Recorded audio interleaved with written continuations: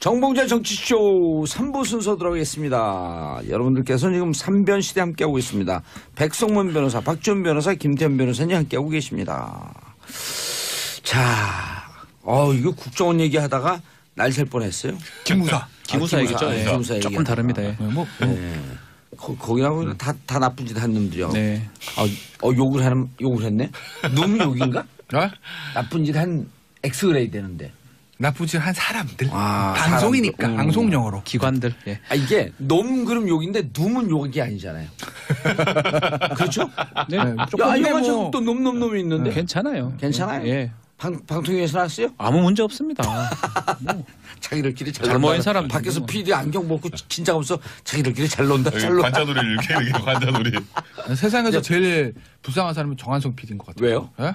에이스예요, SBS. 근데 불쌍해요. 에이스. 항상 긴장해서 또 사고 치는 거 아니야? 왜 에이스인 줄 아세요? 모르겠는데요. 치즈에다 발라 먹잖아요. 웃어야 되는 거죠 여기서? 예. 와인 안주. 박지원 변호사 깊은 한숨을. 예. 자, MB 포토라인에 살 가능성 절대 없다. 이재호 의원이 한 말씀. 생일 잔치 때 이재호 의원이 이재호 의원은 제가 방송에서 몇 번 만난 적도 있는데 확신을 갖고 있어요. 오. 그러니까 가더라고 지시하는 거 근거가 어디 있냐? 그러면서 이거 성대모사 지시한 거 근거. 지시했다는 그 내용 증거가 어디 있냐라고 얘기를 하면서 그러니까 제가 계속 이래 불러보고 저래도 물어봤는데 본인 스스로는 확신을 갖고 있더라고요. 그래서 MB가 포토라인 쓸 가능성은 제로다라고 얘기를 하는데 본인이 생각하는 거하고 지금 드러난 거하고는 차이가 좀 있지 않을까. 비록 12월 때는 안 되지만 설 전에는 저는 가능하다. 아니 구체적으로 지시하지 않더라도 자기의 직위. 그렇죠. 맨날 그러면서 변호사들이 한 얘기하고 조폭 논리라고 하는 거 아니에요? 보스는 구체적으로 지시하지 않아도 그렇죠. 이미 지시한 위치에 있었다. 그렇죠. 근데 동의하세요? MB 포토라인. 전 잘 모르겠어요. 왜냐면 자꾸 틀리니까 이제. 이것도 또 파장이 또 있을 발언들을 제가 해야 되는데. 예를 들어서 진짜 정말 궁금해서 궁금해서 예를 들어서 MB가 박근혜 당선이 중요하다 비슷합니까? 안 비슷해요? 똑같았어요. 비슷하지? 나 산 한 점 소름 돋았어. 박근혜가 당선돼야 된다. 박근혜 당선이 중요하다. 문재인을 망가뜨려야 된다. 이래 생각합니다. 그 댓글 좀 달고 하라고. 그런 삶을 살아오지 않았습니다. 비슷해요?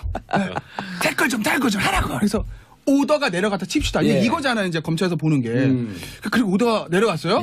그럼 김태호 기획관이 확 큰일 나네 그러고 이제 김관현 장관 찾아가고 이제 야 댓글 막 이렇게 했다고 칩시다. 그러기엔 숫자가 너무 작아요. 갑자기 침묵이 흐르네. 댓글의 숫자가. 그러니까 왜냐면 지금 이제 김관진 그러니까 제가 궁금해서 묻는 거예요. 저 의문이에요. 저는 이게. 김관진 전 장관의 구속영장의 피의사실을 보면 이제 별주에서 댓글 쫙 붙거든요. 그 전체 댓글 중에서 정치 개입했다는 거. 거기에 이제 강정마을 문제도 있고 한미 FTA 문제도 있으니까 그게 정치 개입이 맞냐 안 맞냐 다투는 사람도 있잖아. 어쨌든 검찰과 다 인정하게 되면 전체 댓글 한 1.5%거든요. 2%가 안 돼요. 그러니까 그걸 법정에서 얘기한 거 아니에요? 그러니까 그 얘기한 거잖아요. 2%가 안 돼요. 그러면 그게 이제 그 사이버 사령 활동 기간에 비추어 보면 하루에 한 10개 꼴이 나는 거예요. 그러니까 정말 VIP가 댓글이 중요하다. 이렇게 오더가 내려갔어요. 그럼 와그닥 더 했을 텐데. 그러면 VIP 어느 정권은 그렇잖아요. VIP 지지자한테 계속 댓글 달아야 되는데 그러기엔 너무 저는 작아서 만약에 VIP 오더 내려가가지고 쫙 이렇게 되는 거면 댓글이 정말 제가 봤을 때 전체 댓글에 아무래도 20%는 넘어야 되거든요.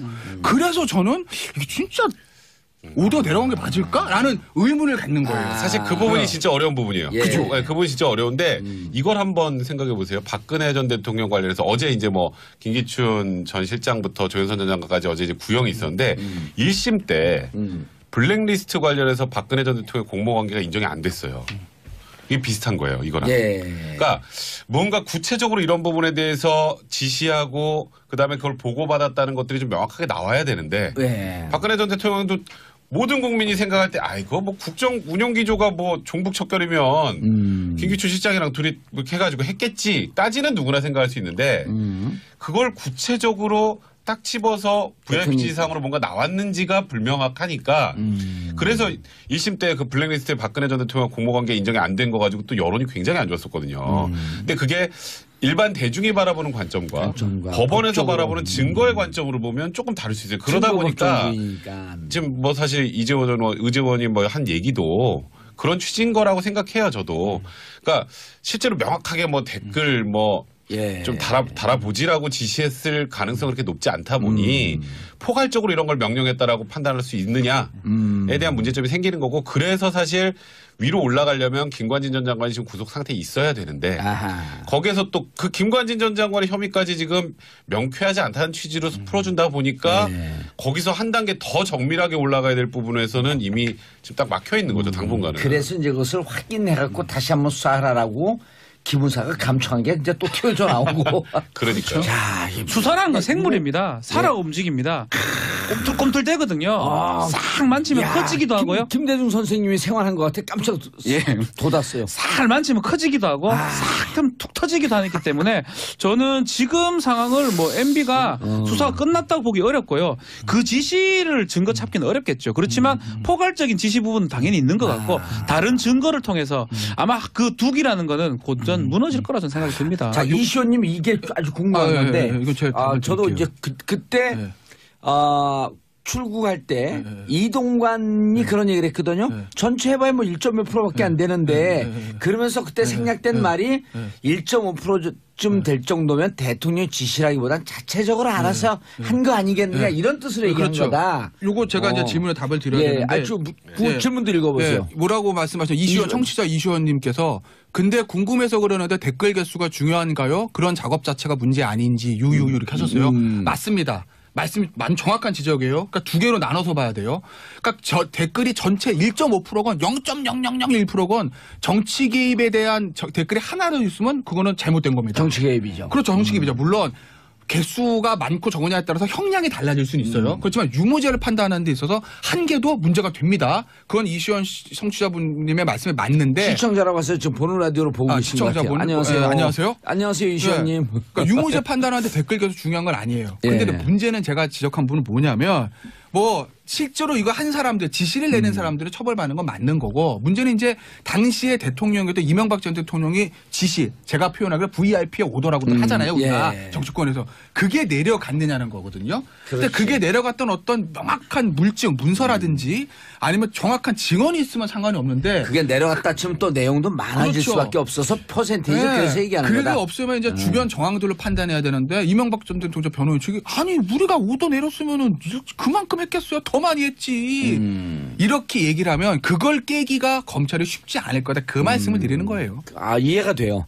그래서 비율이라고 하는 것은 이 자체는 불법이고 정치 관여한 거에 대해서 문제가 있고 처벌받아야 마땅하고 그 대상자 이걸 주도했던 사람들이 처벌받지만 그 위에서 과연 요 정도밖에 안 되는데 MB가 구체적으로 시켰겠냐. 그렇게는 양이 너무 적다. 논리적. 그러니까 지금 이렇게 조금 전에 말씀하신 것처럼 오해하신 분들이 꽤 많아요. 그러니까 댓글 작업 자체는 진짜 1%건 0.1%건 무조건 불법입니다. 하면 안 되는 거죠. 근데 그 정도 수준이면 어느 선까지 지시가 있었을까는 조금 별개의 문제라는 거예요. 그게 참 어려운 거죠. 그런데 그 생일잔치 할 때 백성훈 변호사님 다스를 왜 나한테 묻느냐? 그럼 이제 다스 내 거 아니다라고 온천지에 선언한 거예요? 다스는 좀 정확하게 설명을 해주셔야 될 것 같은데 사실 지금 최근에도 다스 관련 보도들은 계속 나오죠. 그렇죠. 뭐 운전기사분부터 뭐 다스는 MB 겁니다. 너무 많이 나오는데 사실 이게 공소시효가 지금 3개월밖에 안 남았어요. 3개월 안에 꼭지 따죠. 그래도. 그러니까 이게 다스가 사실 저는 이 조금 전에 했었던 그 군사이버사령부의 댓글 작업보다는 다스가 이명박 전 대통령이 실소유자라는 게 확인이 되면 이게 훨씬 커요. 그러니까 저는 사실 그 듣기가 더 큰 거예요? 당연하죠. 이건 BBK까지 연결되는데.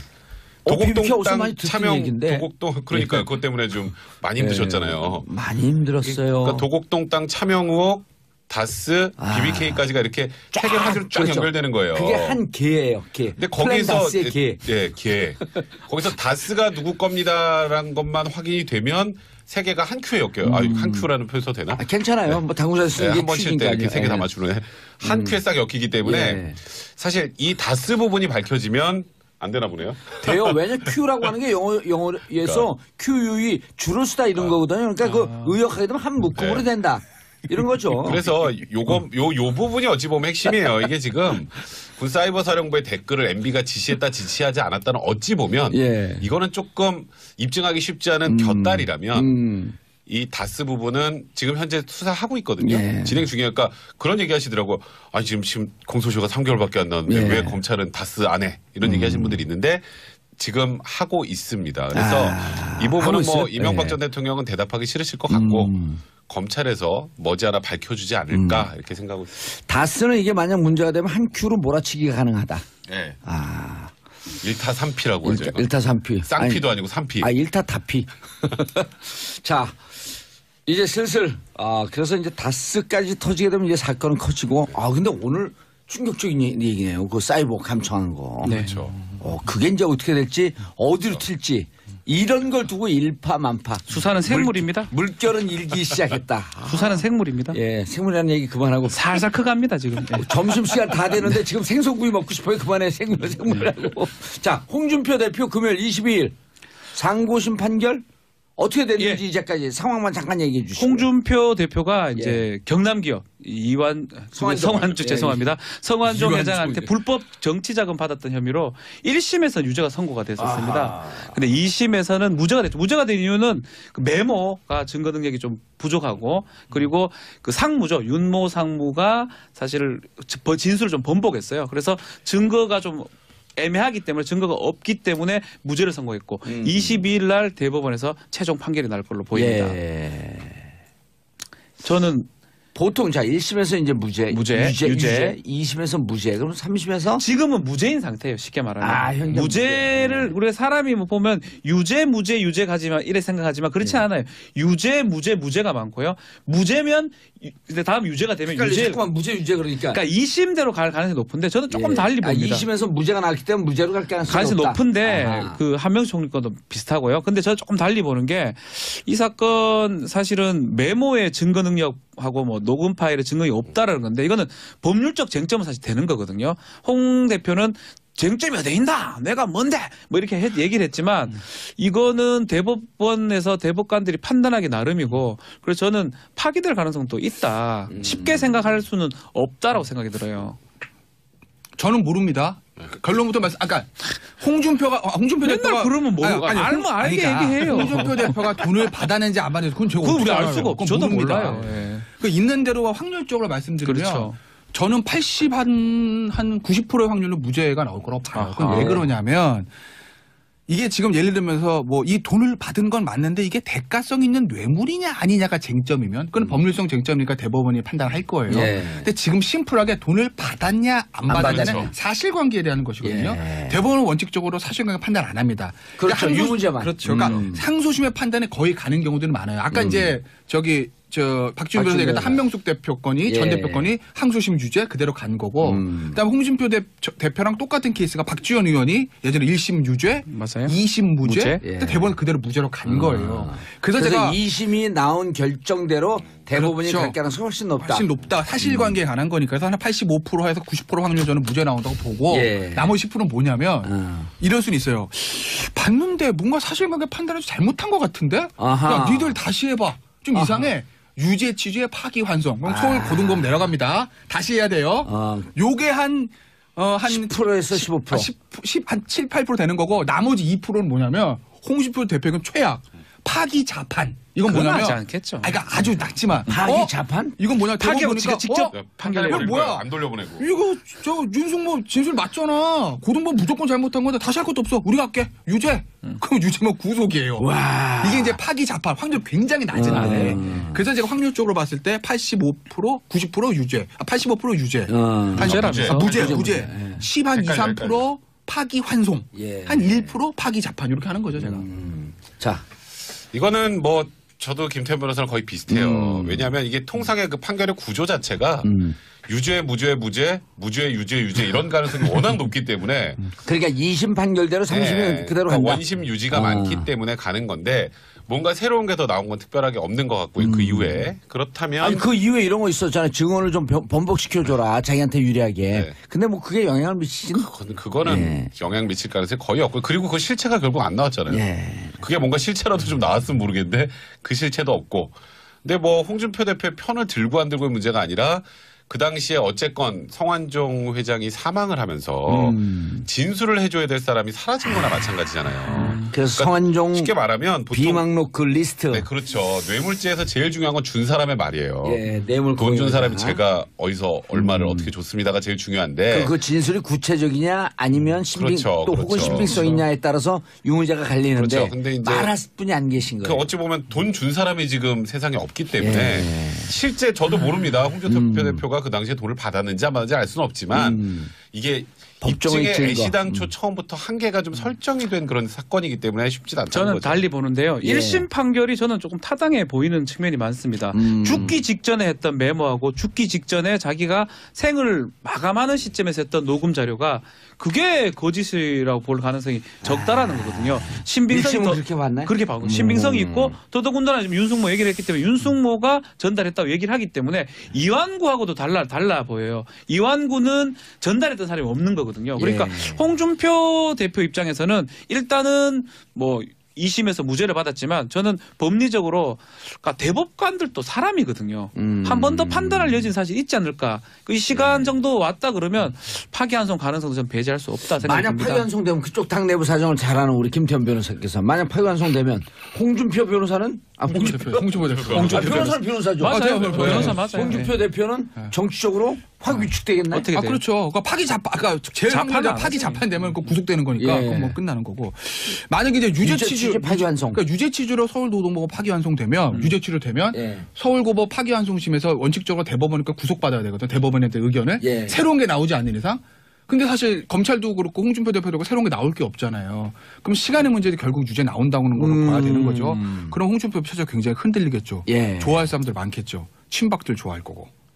일단 지금 네, 유효의 최고위원 좋아할 유효의 거고. 최고위원이 또 한 번 우실 거예요. 사표 규정 결국 또 한번 하는 보실 나의 거야, 손을 아마. 들어줬다. 네, 그러면서 뭐 또 좋아하겠죠? 그럼 홍준표 또 의문에 일패되는 거 아니에요? 그냥 아니 의문이 아니라 그렇게 되면 그냥 정수명이 그냥 무너지는 의문 거예요. 없이. 의문 없이 일패예요, 그거는. 그렇다. 한국당은 당내가 굉장히 내용에 휩싸일 거고. 예. 그럼 홍준표 그 대표. 왠지 그렇게 될 것 같아요. 저는 느낌이. 뭐 그건 뭐 본인 생각이면 예. 그럴 수도 아니 있는 느낌 거죠. 생각도 아닌 느낌. 느낌이 예. 이렇게 속이 바로하고 머리가 아까 귀가 찡하고 아프더라고. 그럼 저희는 아이템 폭발하는 거죠, 그냥. 예. 아이템 폭발해. 하여튼 그러면은 자유한국당 굉장히 내용에 시달릴 거고 예.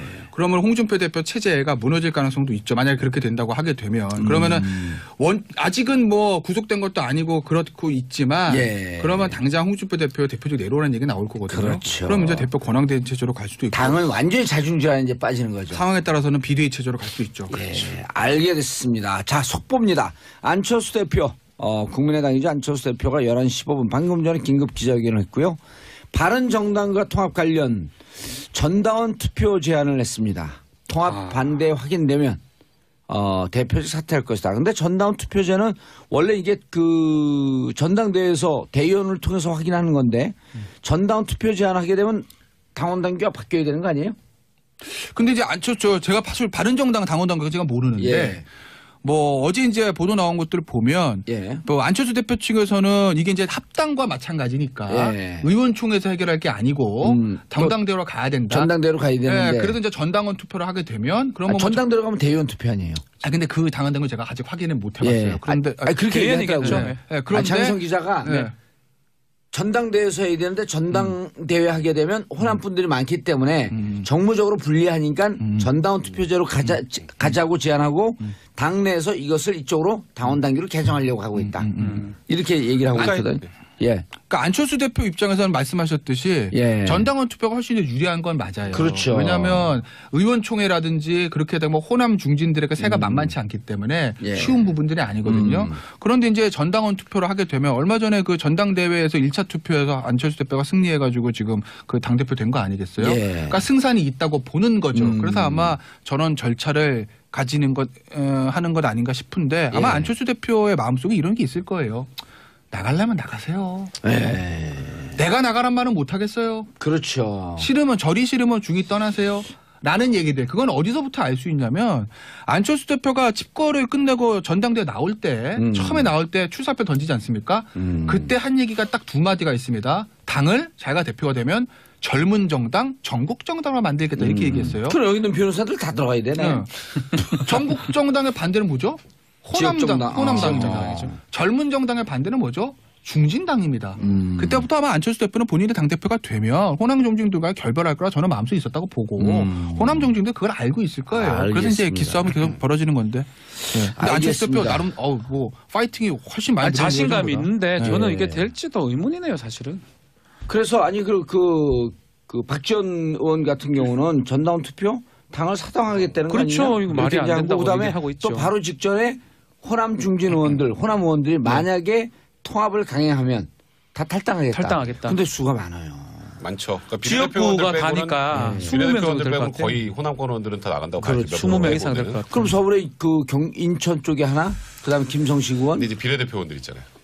비례대표원들 나가 혹시 나가면은 또 의원직 상실할 수 있으니 그렇게 하고 통합하게 되면 또 바른정당 의원들도 다시 다 저기로 갈 거 아니에요. 김무성 쫓아서. 근데 그건 좀 상은 약간 다르고 안철수 대표는 이렇게 생각할 거예요. 나가려면 나가. 그런데 니네 못 나갈 걸? 왜? 나가서 무소속 연대로 교섭단체 20명을 넘을 수 있으면 모를까. 그게 안 될 경우에 그럼 나중에 민주당 들어가야 되는데 민주당은 받아주겠습니까? 안 받아줍니다. 왜? 아니 이런 가능성도 있죠. 모르죠. 아니요. 저는 지금 광야에서 16명쯤 나와. 그러니까 민주당 의원들이 너무 불쌍해 우리 같이 하고 싶어요. 저는 그렇게 보지 5명 않아요. 나왔고 또 무소속연대하고 교수단체가 돼. 보세요. 이런 정치적 역사가 있었거든요. 저는 민주당 입장에서 보면 지금 국민의당이나 호남 중진 의원들은 예전에 같이 있을 때 당시에 문재인 대표한테 반기를 들고 나간 사람들이에요. 그리고 사실 컷오프 그렇죠. 대상자들이 컷오프 많았어요. 대상자 많았어요. 네. 다선 의원들 아닙니까? 누구 여기서 실명 다 거명할게 컷오프 대상자들 제가 다 알고 있는데. 대충 다 짐작 가죠. 예. 네. 근데 지금 이 대선을 거치면서 문재인 당시 후보를 막 돕던 사람들 지역에 다 임명이 됐습니다. 예. 그럼 그 사람들과 관계 어떻게 설정하죠? 충돌이 되기 때문에 그렇죠. 받기는 쉽지 민주당도 않다. 받기 힘들어요. 그래서 그- 못 나가니까 나가면 나가라. 나가려면 나가라. 그리고 만약에 알겠습니다. 나가면 예. 우린 바른정당으로 채워도 교섭단체 충분히 되라는 게 안철수 대표 생각인 거죠. 알겠습니다. 백성문 변호사님, 네. 문고리 2인방의 배신? 아허.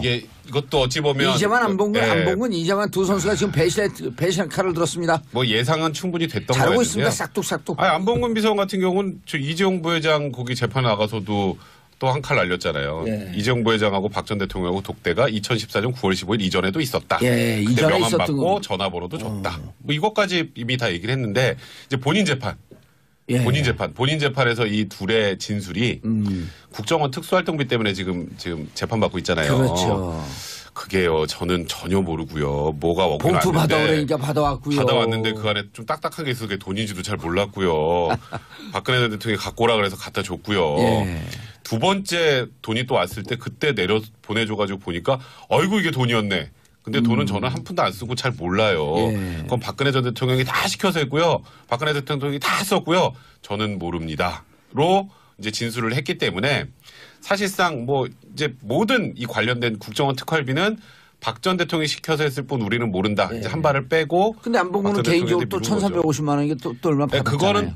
그거는 이제 빼도 박도 못하니까. 빼박이. 네, 그거는 제가 받긴 했는데 그 대가성은 없었어요. 그냥 그건 말 그대로 주작입니다. 참 불쌍해요. 예. 그렇게 따르던 문고리들이 지 살자고 한 번도 안 나오다가 또 나와가 잡혀 들어왔을 때는 그래도 한번 편을 좀 들어줘야 되는데 자기 살자고 저렇게 얘기하는 거 보면 사실 또 감옥 갔잖아요. 그래서 감옥 힘들어요. 이게 모든 게 몰리면 박 전 대통령은 지금 구형 자체도 무기징역까지 가지 않을까 이 생각도 들어요. 그렇게들 예상들을 많이 네. 해요. 전혀 모르겠어요. 그건. 왜냐면 이제 TR죠 보니까 그런가.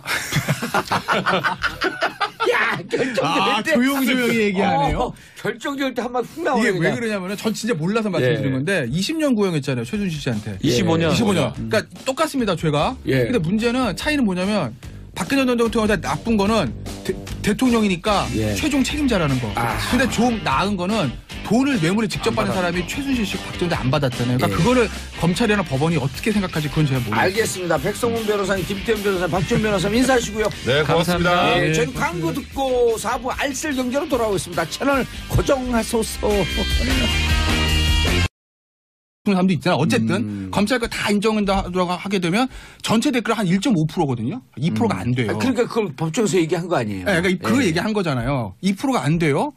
그러면 그게 이제 그 사이버 사람 활동 기간에 비추어보면 하루에 한 10개 꼴이 나는 거예요. 그러니까 정말 VIP가 댓글이 중요하다. 이렇게 오다가 내려갔어요. 오다 그럼 와그닥 더 했을 텐데. 그러면 야 VIP 어느 정권은 그렇잖아요. VIP 지지자한테 계속 댓글 달아야 되는데 그러기엔 너무 저는 작아서 만약에 그러니까 VIP 5도 내려가가지고 쫙 이렇게 되는 거면 댓글이 정말 제가 봤을 때 전체 댓글에 아무래도 20%는 넘어야 되거든요.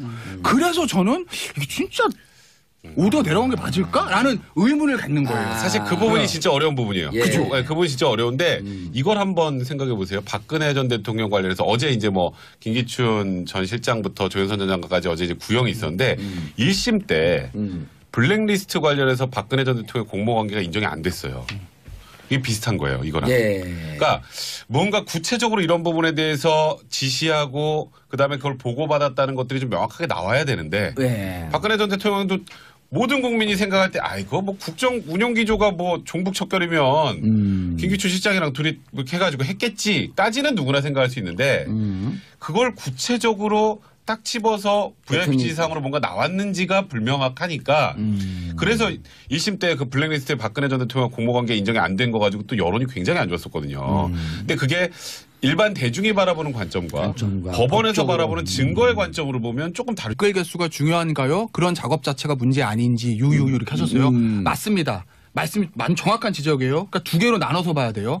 그러니까 저 댓글이 전체 1.5%건 0.0001%건 정치 개입에 대한 댓글이 하나로 있으면 그거는 잘못된 겁니다. 정치 개입이죠. 그렇죠. 정치 개입이죠. 물론 개수가 많고 적으냐에 따라서 형량이 달라질 수는 있어요. 그렇지만 유무죄를 판단하는 데 있어서 한계도 문제가 됩니다. 그건 이시연 청취자분님의 말씀에 맞는데 시청자라고 해서 지금 보는 라디오로 보고 계신 것 같아요. 시청자분 안녕하세요. 네, 안녕하세요. 안녕하세요, 이시연님. 그러니까 유무죄 판단하는데 댓글 계속 중요한 건 아니에요. 근데 예. 문제는 제가 지적한 부분은 뭐냐면 뭐 실제로 이거 한 사람들 지시를 내는 사람들을 처벌받는 건 맞는 거고 문제는 이제 당시에 대통령이었던 이명박 전 대통령이 지시 제가 표현하기로 VIP의 오더라고도 하잖아요. 우리가 예. 정치권에서 그게 내려갔느냐는 거거든요. 근데 그렇지. 그게 내려갔던 어떤 명확한 물증 문서라든지 아니면 정확한 증언이 있으면 상관이 없는데 그게 내려갔다 치면 또 내용도 많아질 그렇죠. 수밖에 없어서 퍼센테이지 네. 그래서 얘기하는 그게 거다. 없으면 이제 주변 정황들로 판단해야 되는데 이명박 전 대통령 변호인 측이 아니 우리가 5도 내렸으면은 그만큼 했겠어요. 더 많이 했지.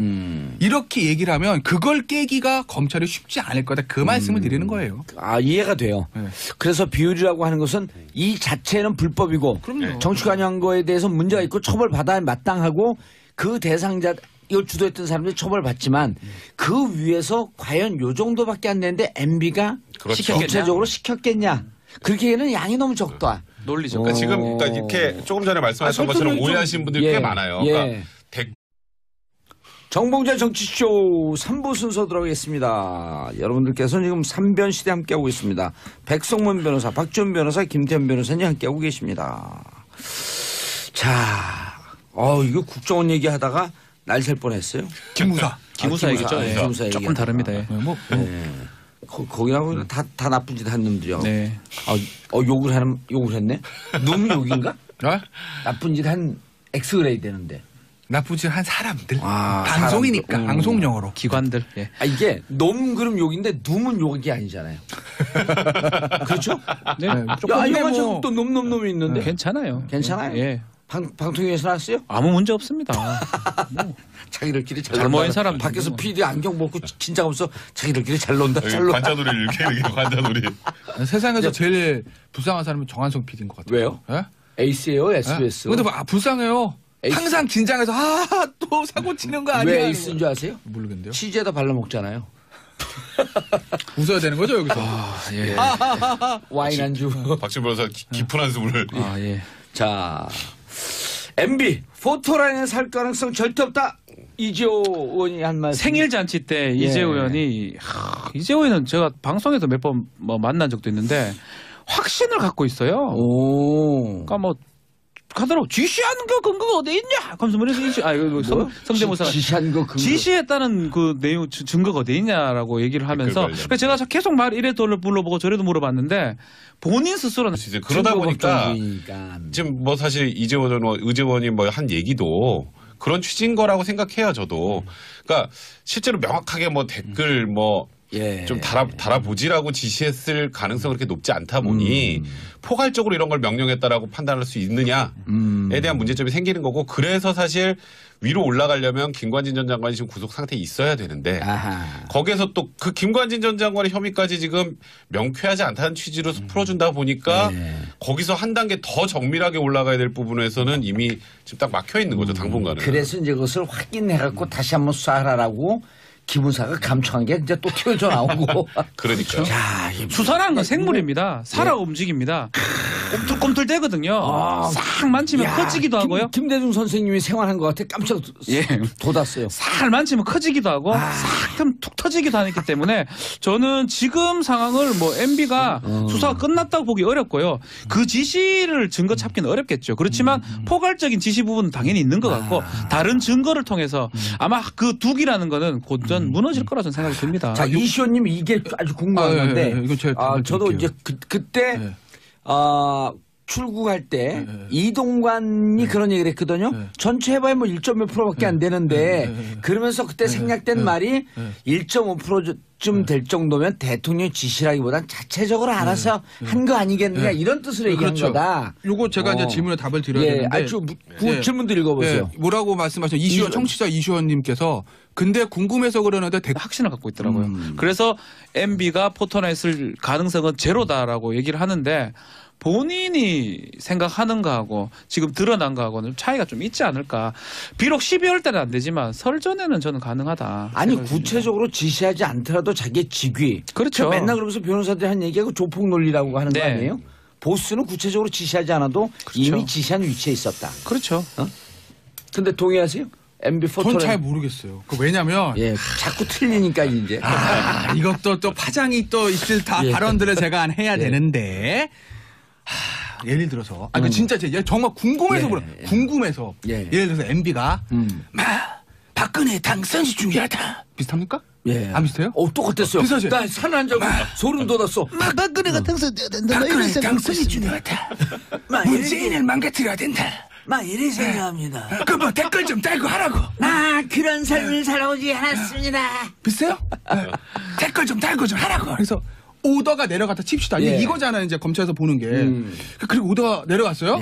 그러면 김태호 기획관이 확 큰일 나네 그러고 이제 김관진 장관 찾아가고 이제 야 댓글 막 이렇게 했다고 칩시다. 그러기에 숫자가 너무 작아요. 갑자기 침묵이 흐르네. 댓글의 숫자가. 왜냐면 지금 이제 김관진 그러니까 제가 궁금해서 묻는 거예요. 저 의문이에요. 저는 이게. 김관진 전 장관의 구속영장의 피의사실을 보면 이제 별주에서 댓글 쫙 붙거든요. 그 전체 댓글 중에서 정치 개입했다는 거. 거기에 뭐 이제 뭐 강정마을 문제도 있고 뭐 한미 FTA 문제도 있으니까 그게 정치 개입이 맞냐 안 맞냐 뭐